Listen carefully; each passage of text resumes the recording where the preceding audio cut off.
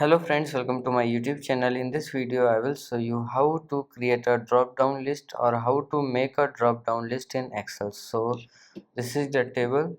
Okay, this is my employee name, this is location, date of join and total sale. So I want to create a drop down list of my employee name.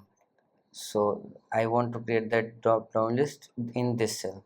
So what you have to do to create a drop down list, first you have to select the cell where you want to create the drop down list, then go to data, and in data you will see a data validation option. So this is the data validation option.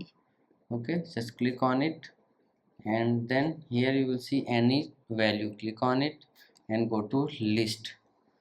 Then here you will see it will ask for source option, just click on it. Then as you want to create the drop down list of employee name, you have to select all the column. Okay, then click on OK. Now you will see drop down list has been created.